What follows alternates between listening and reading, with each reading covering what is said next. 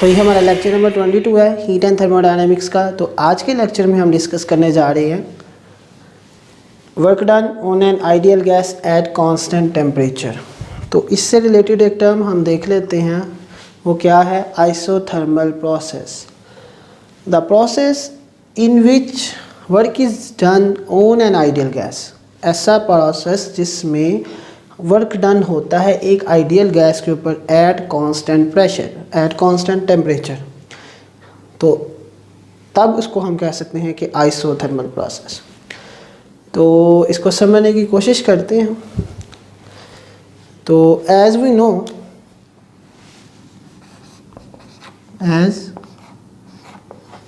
No, अब इसमें हमने वर्क डन की हमने निकालनी है एट कांस्टेंट टेम्परेचर। तो हमें पता है क्या?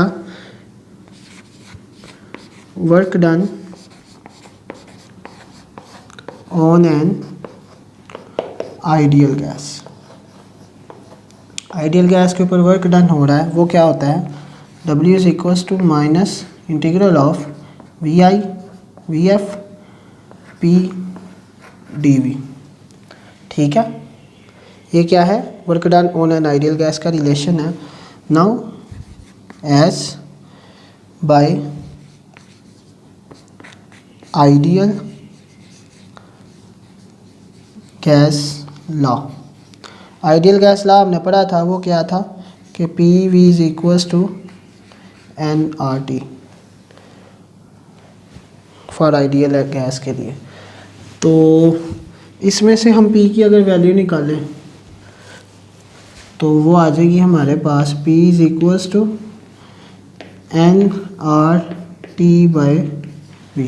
ये वैल्यू P की हम इस इक्वेशन में प्लग इन करेंगे तो हमारे पास आ जाएगा W is equals to minus integral of VI VF, P की जगह आ जाएगा nRT/V इंटू dV। ठीक है, अब इसमें हमारे पास n नंबर ऑफ मोल्स हैं, वो भी कांस्टेंट है। R क्या है हमारे पास? आइडियल गैस कांस्टेंट है, और टेम्परेचर तो हमने क्या है कि वैसे ही कांस्टेंट है। तो ये तीनों बाहर आ जाएंगे। तो ये आ जाएगा हमारे पास W is equals to minus nRT integral VI VF 1/V dV। तो अगर इस तरह का सीन हो तो डेरिवेटिव के सेकंड रूल के मुताबिक अगर डेरिवेटिव किसी भी रकम का डेरिवेटिव ऊपर मौजूद है तो वो हमारे पास उसका आ जाता है, इंटीग्रेशन आ जाती है क्या? ln of that value VI VF।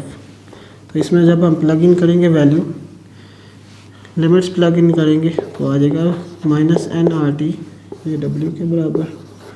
तो ये आ जाएगा हमारे पास ln VF minus ln VI।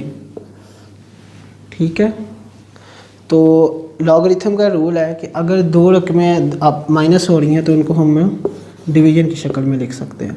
तो minus nRT ln of VF over VI। So this is the relation for work done on an ideal gas at constant temperature.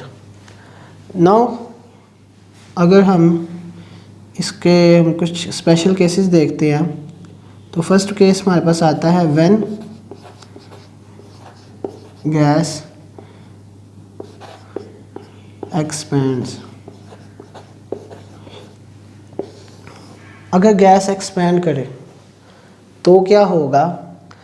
अगर हमने temperature को constant रखना है और गैस एक्सपैंड कर रही है तो कोई भी चीज़ जब हम इसको एक्सपैंड करेंगे तो उसका टेम्परेचर कम हो जाएगा। तो हम टेम्परेचर को कांस्टेंट रखने के लिए क्या करेंगे? हीट उसमें एंटर करवाएंगे, उसमें हीट एंटर करवाएंगे। तो जब गैस एक्सपैंड होगी उसका अगर टेम्परेचर कांस्टेंट रखना है तो हीट क्या होगी? एंटर करानी पड़ेगी, हीट इज़ एंटर्ड। और ऐसा प्रोसेस जिसमें हीट हमारी एंटर हो किसी भी सिस्टम में, उसको हम कहते हैं endothermic process.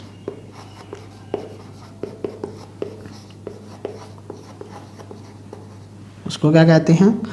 Endothermic process.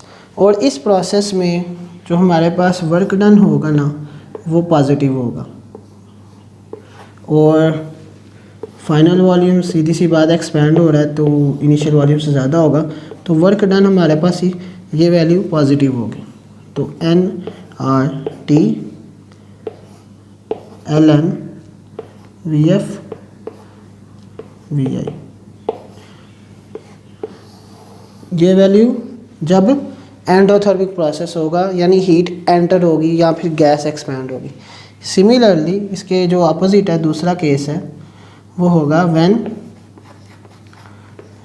Gas compress.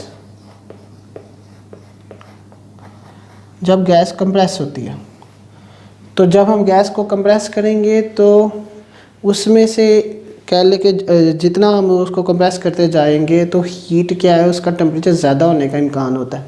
तो क्या करना पड़ता है, टेम्परेचर को कांस्टेंट रखना है तो हमें हीट को एमिट करवाना पड़ेगा, यानी खारिज करवानी पड़ेगी। तो इसमें क्या होता है, हीट इज़ इमिटेड। तो हीट या इमिट होती है, और ऐसा प्रोसेस जिसमें हीट इमिट हो, खारिज हो, उसको हम कहते हैं एक्सोथर्मिक प्रोसेस।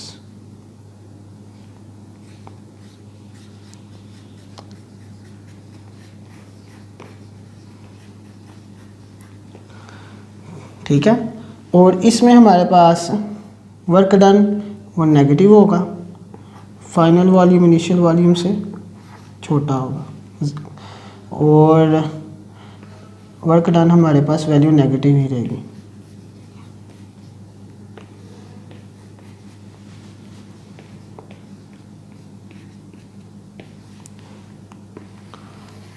तो ये वैल्यू थी वर्क डन की जब हमारे पास क्या हो, गैस कंप्रेस हो रही हो तो हीट एमिट करवानी पड़ेगी, खारिज करवानी पड़ेगी। और ऐसा प्रोसेस जिसमें हीट हमारी इमिट होती है, खारिज होती है सिस्टम में से, उसको हम कहते हैं exothermic process. Exothermic process. Now इसको ज़रा ग्राफ की शक्ल से हम देखते हैं। तो लेट्स सपोज हमारे पास ग्राफ है, ये वॉल्यूम एक्सिस है, this is our pressure axis. तो हमारे पास एक आइसोथर्म की हासिल होगा, यानी एक ऐसा इस तरह करके एक आइसोथर्म हासिल होगा जब टेम्परेचर हमारे पास कांस्टेंट रहेगा। ठीक है, इसको हम कहेंगे आइसोथर्म।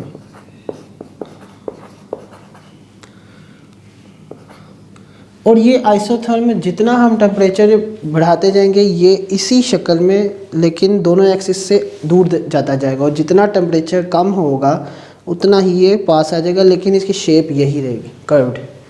ठीक है, तो ये हमारा था आज का lecture, work done on an ideal gas at constant temperature. बहुत सिंपल सा था, तो उम्मीद करता हूँ आपको समझ लग गई होगी। तो इंशाल्लाह मिलते हैं नेक्स्ट लेक्चर में, तब तक के लिए अल्लाह हाफिज़।